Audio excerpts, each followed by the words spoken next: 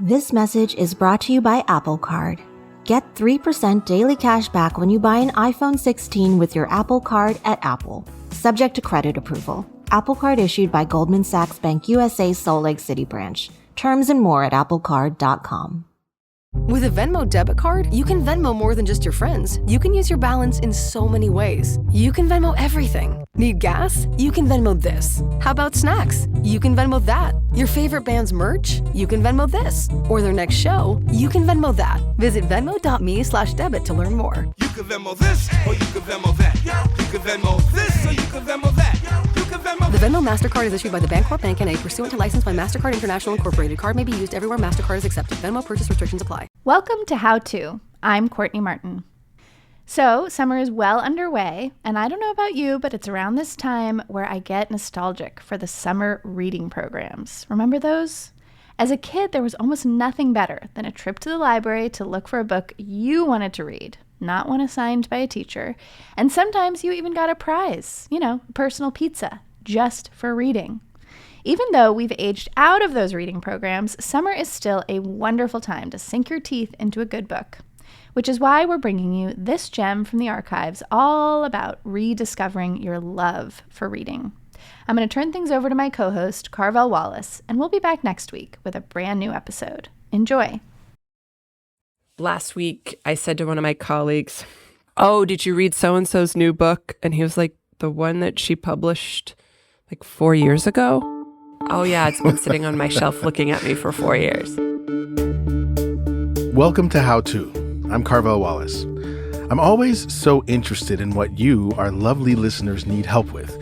We get life optimization questions, we get identity questions, tangly relationship questions, but sometimes it's a question that's just deeply relatable. Hi, my name is Kate, and I live in San Francisco. First of all, the How to Love Your Face episode broke me in all the best ways, so thank you for that. I am hoping you can help me become a reader again. I'm dyslexic, so I was late to reading, and it's always a little harder for me. But there were times in my life where I was in book clubs and enjoyed it and did it and learned things and fueled my intellectual curiosity. And that has stopped, and I'd like to reconnect with that.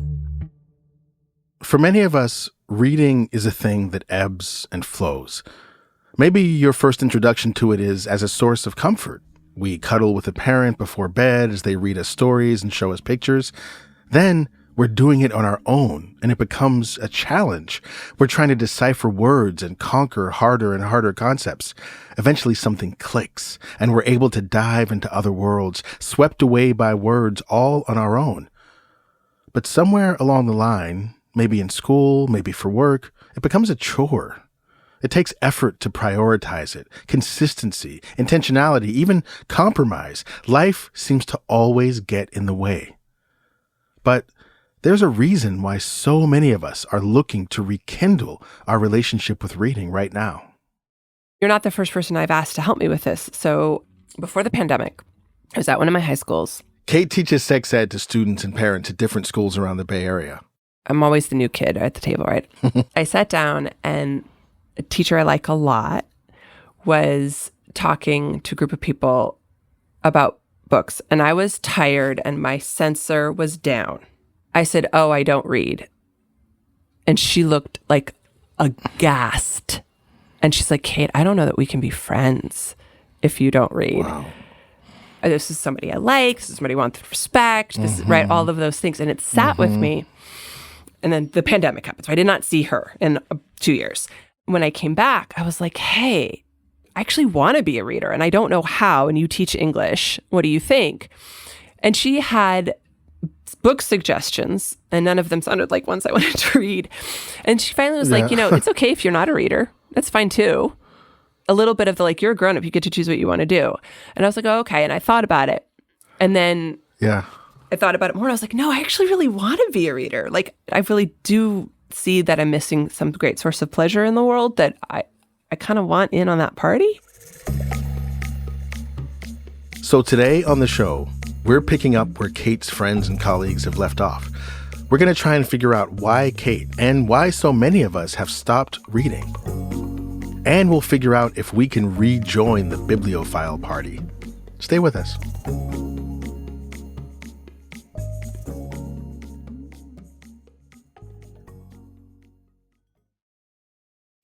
If you've shopped online, chances are you've bought from a business powered by Shopify. You know that purple Shop Pay button you see at checkout? The one that makes buying so incredibly easy? That's Shopify. There's a reason so many businesses sell with it, because Shopify makes it incredibly easy to start and run your business. Shopify is behind 10% of all e-commerce in the US, from household names to brands just getting started. Shopify gives you hundreds of beautiful ready-to-go templates to express your brand style. Tackle important tasks like inventory, payments, and analytics all in one place. Spread your brand's word with built-in marketing and email tools. If you want to see fewer carts being abandoned, it's time for you to head over to Shopify. Sign up for your $1 per month trial and start selling today at shopify.com/how-to. Go to shopify.com/how-to. Shopify.com/how-to. This podcast is brought to you by Progressive Insurance. Do you ever find yourself playing the budgeting game, shifting a little money here, a little there, just hoping it all works out? Well, with the Name Your Price tool from Progressive, you can be a better budgeter and potentially lower your insurance bill, too. You tell Progressive what you want to pay for car insurance, and they'll help you find options within your budget. Try it today at Progressive.com. Progressive Casualty Insurance Company and Affiliates. Price and coverage match limited by state law. Not available in all states. This message is brought to you by Apple Card. Each Apple product, like the iPhone 16, is thoughtfully designed by skilled designers. The titanium Apple Card is no different. It's laser-etched, has no numbers, and it earns you daily cash on everything you buy, including 3% back on everything at Apple. Apply for Apple Card on your iPhone in minutes. Subject to credit approval. Apple Card is issued by Goldman Sachs Bank USA Salt Lake City branch. Terms and more at applecard.com. To understand Kate's relationship with the written word, we first need to turn the clock back nearly 35 years. I am dyslexic. I was a dyslexic kid back before people knew what to do with us. I started reading really late. I didn't read till I was in 4th grade, and I really struggled. So, for those listeners who don't understand, can you tell us a little bit about what it's like to be a reader with dyslexia? Well, I've never been a reader who wasn't dyslexic, so this is me guessing. I'm guessing it feels like is when you have a heavy backpack and you're going for a walk, and everybody else doesn't have the heavy backpack. It's just harder, and I'm slower. When I'm not being attentive, I can see that I just look at the shape of the word and fill it in. I think, but don't know that it makes me more tired than it does. I mean, I live with people who really love to read and really just would like to be left alone to only read. And I don't want to do it when I don't feel good. When I've worked all day and the kids are demanding my cognitive, they want my attention, and I'm thinking and I'm commuting and my brain is tired, I want to look at my phone and have it feed me stuff that's easy to think about. We'll talk more about dyslexia and the reading brain later, but for now, what you need to know is that even without a ton of support in school, Kate figured out her own way of absorbing written information. I became good enough at it that I could finish school and finish graduate school. I read for utility until I was in my early 30s. And then I got really sick, and I was not doing anything for a long time. And it was before cell phones and stuff. And so I read Agatha Christie novels. And, I was too sick to do anything fun. I was in my room, but it was like this glorious escape, and I enjoyed it. And my husband would be like, "This is the year you became a reader. You get it now." And I wasn't reading it for a purpose, and I wasn't reading it to complete the assignment or because I wanted to have the content or the information. Yeah. And I was working in Berkeley when I started to recover, and we worked, our office was above this big used bookstore, and I would go down on Fridays and buy whatever Agatha Christie I hadn't bought. And I was not well enough to do anything fun on the weekends yet. And so then I would lie in bed one of the weekend days and read the Agatha Christie. And then that was pretty good, right? That's a pretty nice way to spend a day. Like now that I have 2 children, that sounds great. Yeah. So that moment of like escape and fun, and I think I liked that I knew that there was going to be the payoff at the end. And nothing too, I mean, they're murders, but nothing too horrible happens. I even joined a book club. I almost never finished the book in time. Sometimes they would pick a book 2 months ahead and I'd like get the next one. So I'd like double the amount of time I had for it. But I enjoyed it. All of this was a big deal to Kate. Participating in a book club, finding joy in books, just being a reader felt right. And then in 2016, I had a preterm birth. So our daughter was born early and didn't make it. And I went into grief and I stopped being able to read. And I think that's a really common grief response, is to not have, like, lose your focus and concentration. The thing that felt not common for me is that it is 2023 and I'm still really struggling. And I have had another daughter since then. I have a 4-year-old. She is delightful. This was a hard part of my life that is past, right? I'm not in active grief. I'm have moved on. But every time I pick up a book, it feels like homework. And I don't like it. So here's the thing. There are so many reasons why people fall off the reading bandwagon. Kate happens to have a very specific moment in time that she can point to. You listening at home may have one as well. But I'd wager that a lot of us don't have one inciting moment. Instead, we just drifted apart from our books. Simple distractions sucked us in: family, binge-worthy TV shows, jobs, relationships, social media. Life got in the way. Which is why I wanted to bring in someone who could give us some insight. Maryanne Wolf studies the reading brain for a living, and she might actually be uniquely positioned to understand Kate's current conundrum. My first reaction was to leave my stance of a neuroscientist. Kate has experienced several things that are really hard. I'll just say something I almost never say, but I had a lot of miscarriages, one at the very end, and you never get over that. And there is no question that whether we call it grief or the time it takes to return slowly to our full life, whatever that takes, there's a toll, and it's a toll that's not to be forgotten and to be made part of our ability to understand others. Besides having a similar personal journey with grief, Maryanne is the director of the Center for Dyslexia, Diverse Learners, and Social Justice at UCLA, and her most recent book is called Reader, Come Home. Around the same time that Kate couldn't pick up a book, Maryanne, too, found herself struggling. She wasn't being whisked away, and she didn't find herself deeply immersed. Instead, reading felt utilitarian, just a way of gathering information. So she decided to conduct an experiment and revisit one of her favorite books, The Glass Bead Game by Hermann Hesse. And she found herself frustrated with the book's tangly sentences and slow narrative. In short, she no longer had the cognitive patience to find joy in the book. We've become different readers. Most of us, we are on the screen anywhere from 5 to 12, 15 hours a day. It depends on your job, it depends on you, but a lot of time.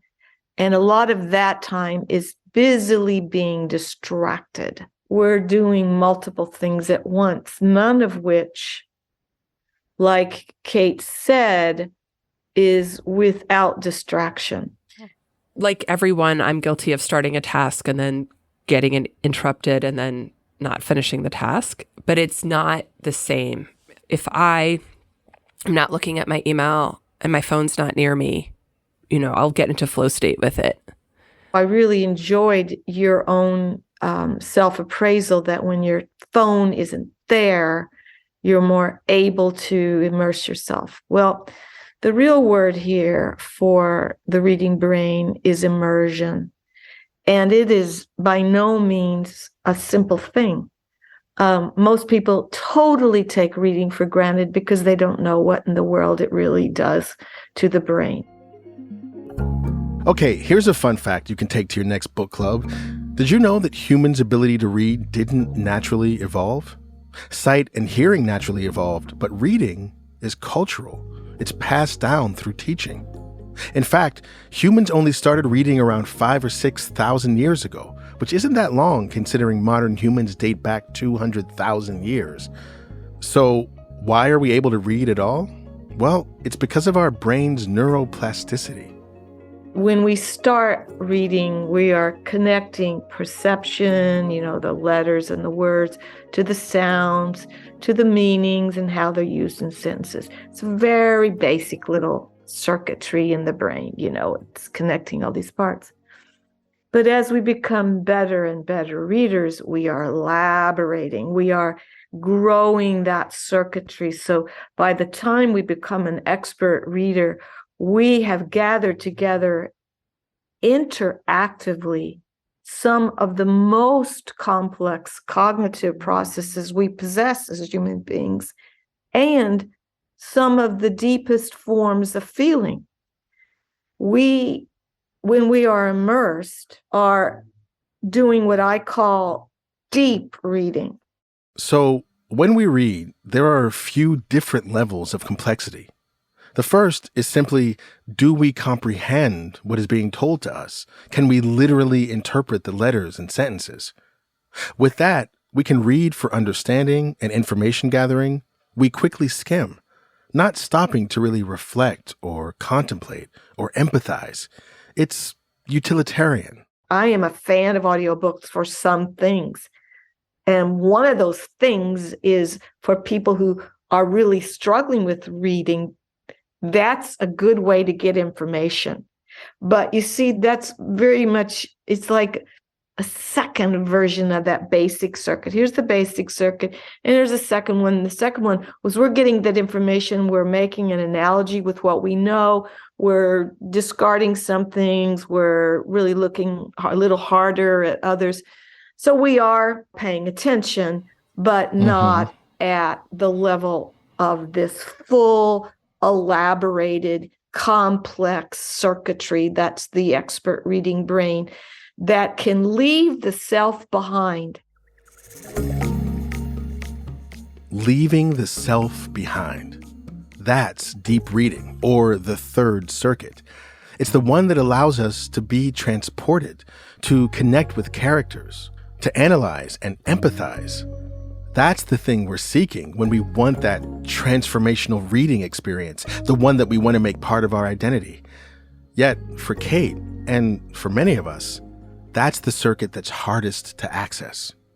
Mysteries are really good for inferential process. You take a clue, but you are your own little Sherlock Holmes, or I think Miss Marple's a better one because she takes not only information, but she takes feelings. So Miss Marple is a better reading brain model for me than Sherlock, but Sherlock's great. And that's using induction, deduction, all these inferential processes, analogy. And that's a fair amount of this.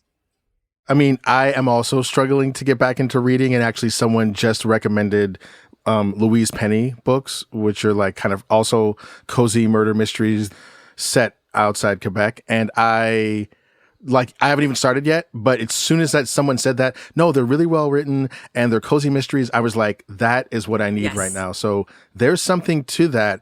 Your choice of mysteries is such a beautiful one because you see, you've got the template.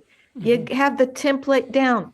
You are immersed in a certain sense but you aren't immersing your entire intellect. You're immersing part of it, and you're having fun. And thank God for fun. You know, with reading, I want joy. I want fun. That call for fun is actually our first tip. You don't need to read the classics or really any book just because someone said so. It could be the most well-written book in the world, but if you're not interested in the subject matter, you're going to struggle. Simple as that. So set aside what you think you should read and pick up something that you want to read. If you're struggling for what that is, try a bridge. What was the last book that you actually liked? Try something else by that author. If no books are coming to mind, then what was the last YouTube rabbit hole you went down? Maybe there's some subject matter inspiration in there. And if all else fails, there's a ton of book curation lists or even influencers on TikTok who make content for people trying to find their next read.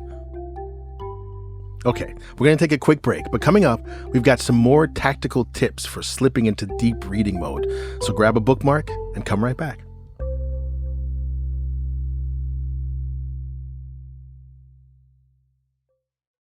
Have you ever spotted McDonald's hot, crispy fries right as they're being scooped into the carton? And time just stands still. Ba-da-ba-ba-ba.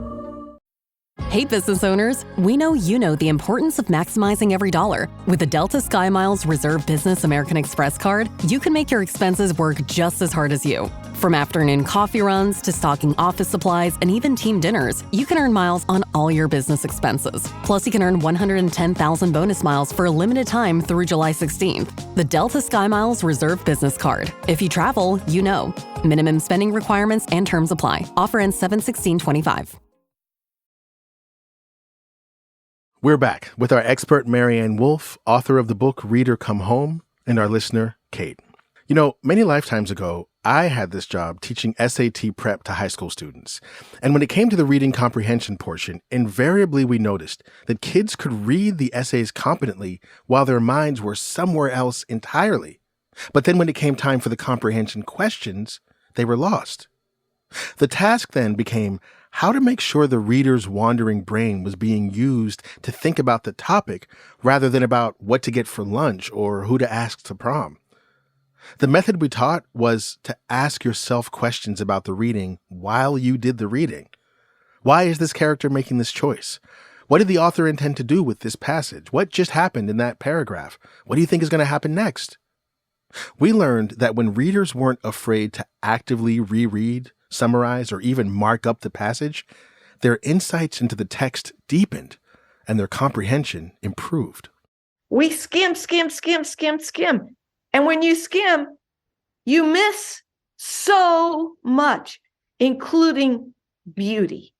You know, you miss the complexity sometimes of arguments, but you miss also the great efforts by those authors who are really looking at the novel or whatever they're writing as the most, if you will, the closest they can come to use words to convey their best thoughts.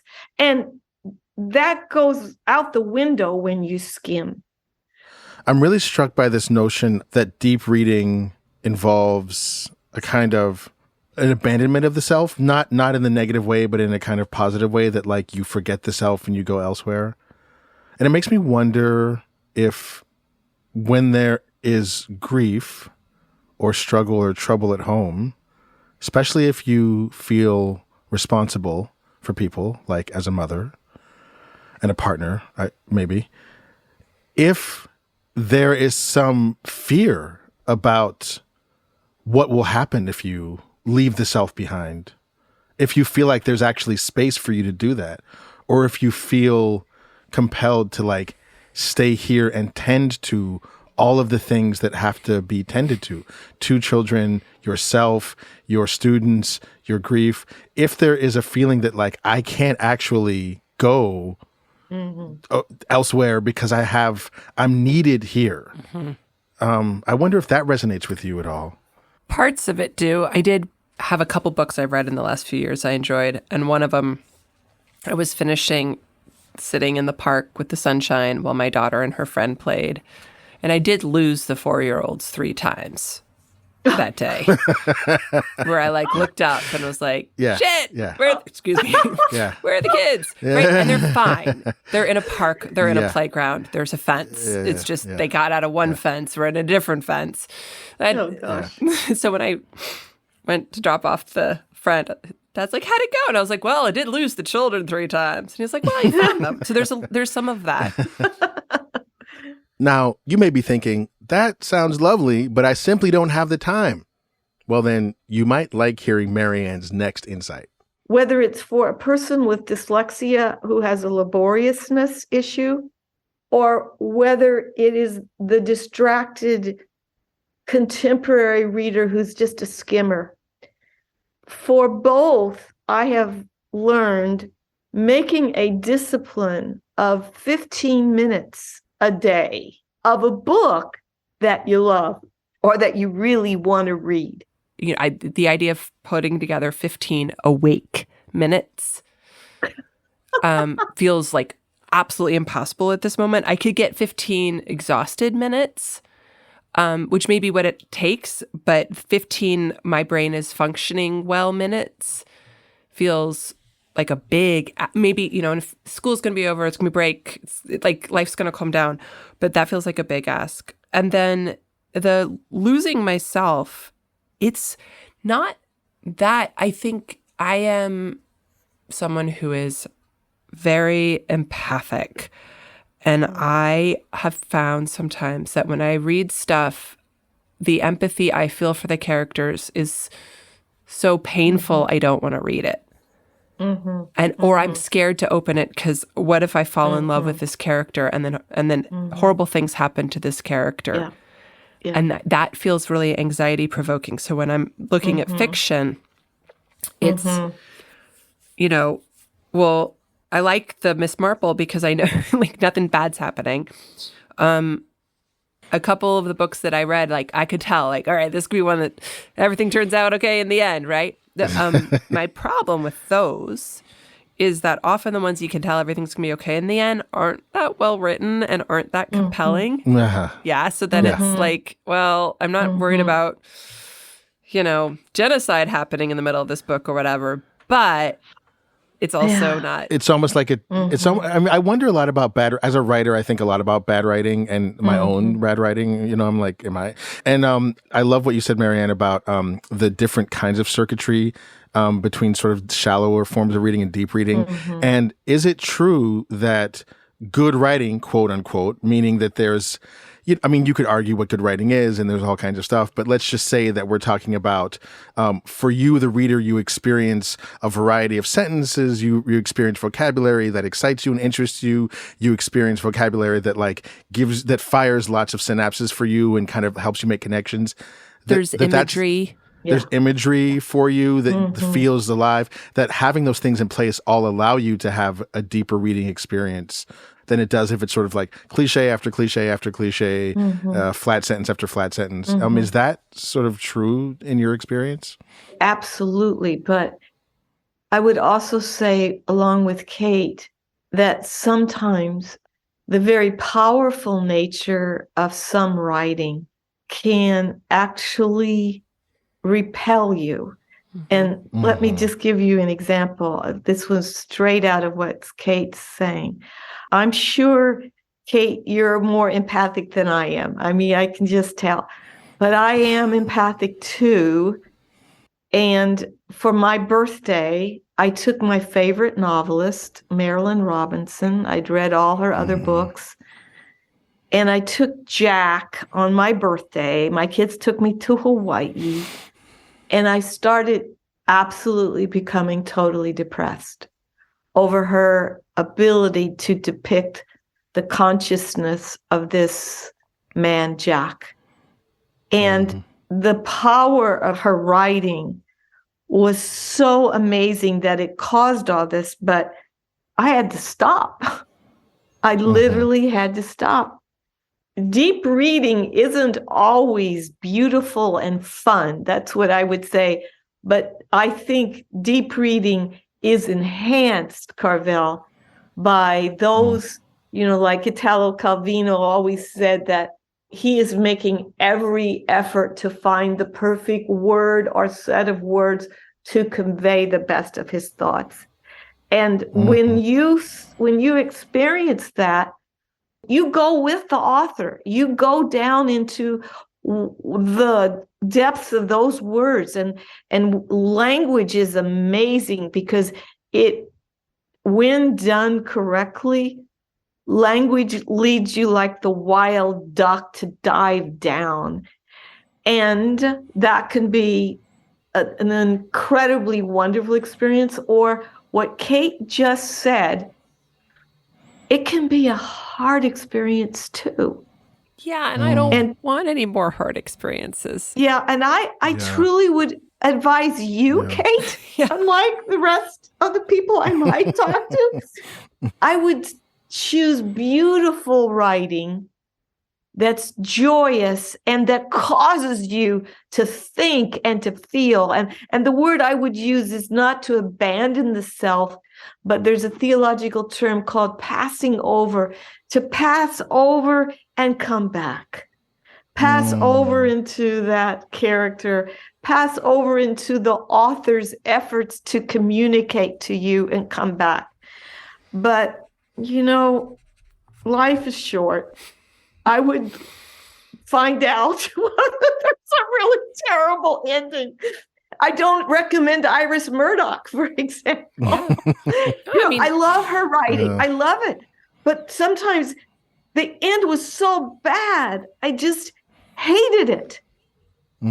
So, you're deep reading. You don't want to be stuck in the bottom of the kelp forest.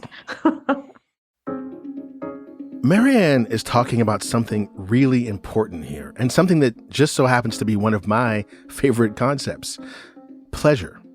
She's talking about how to remember that reading can, and maybe even should be, pleasurable. And that if you want to have a working relationship with it, that pleasure has to be pretty well near the forefront. After all, who among us wants to spend time in a relationship that's consistently boring, demanding, stressful, and difficult? We recognize that these things may come up from time to time, but in order for something to be sustainable, we have to enjoy it. So let yourself discard reading that isn't pleasurable.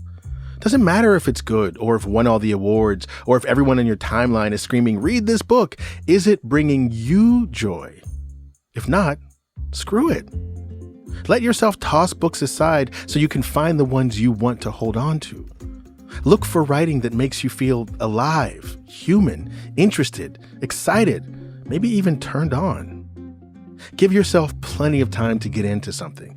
If it takes a few weeks of 15 minutes a day, so be it. What's the rush? There's no test at the end of this. Remember, you are reading as a way to take care of you. And you get to do that however you want.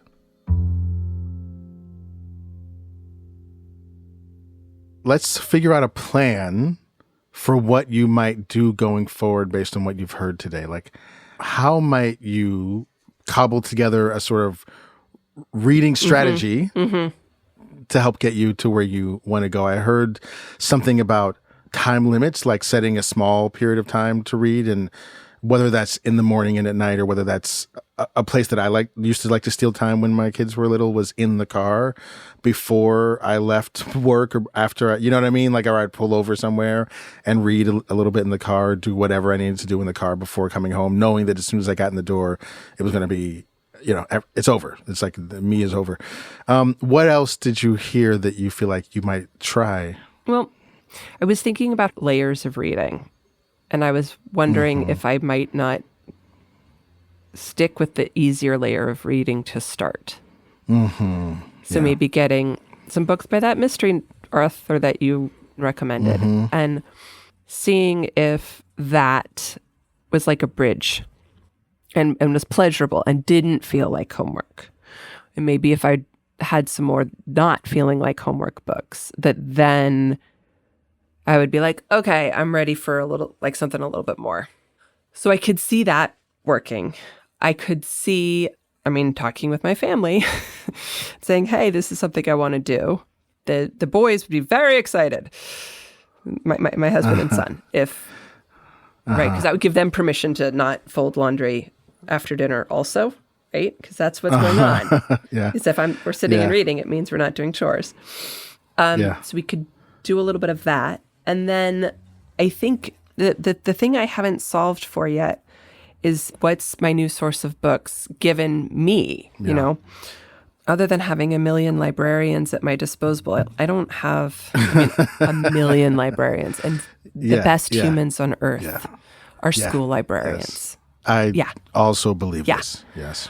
So short of getting one of them to send me some books, I don't know where to go with that. You know, this is one of the reasons readers like series, because it's sort of like it answers the what to read next question. Yes. So that's one thing. Another thing that I'll just say is that the homework thing, again, continues to kind of rattle around in my brain. And it feels to me like a lot of your reading experience is connected to expectations. Mm-hmm.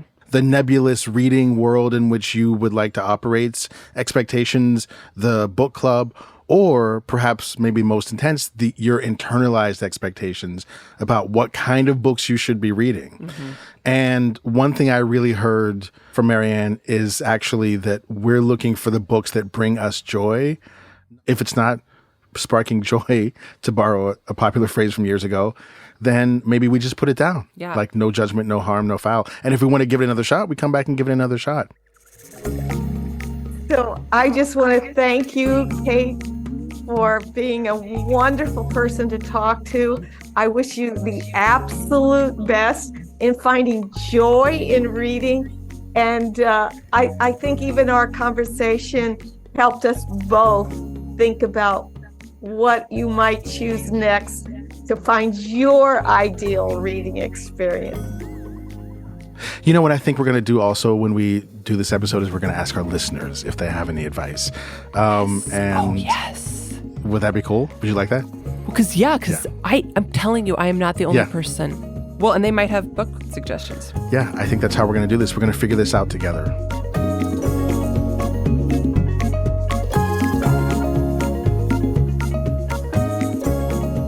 We would genuinely love to know about your relationship with reading. How do you keep up the habit? What book can you not put down? What author sparks that joy? What was the last book you got lost in?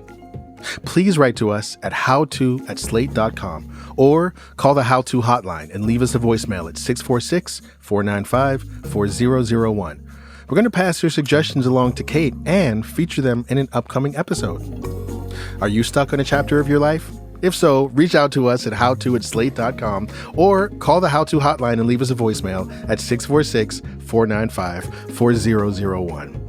A huge thank you to Kate for coming to us with this question and to Maryanne Wolf for her useful advice. Be sure to check out her latest book, Reader Come Home. Finally, if you found this episode helpful, please give us a rating and a review, or better yet, tell a friend. That helps us help more people. How To's executive producers Derek John, Rosemary Belson, Kevin Bendis, and Jabari Butler produced this episode. Merritt Jacob is senior technical director. Charles Duhigg created the show. Amanda Ripley is my co-host, and I'm Carvell Wallace. Thanks for listening.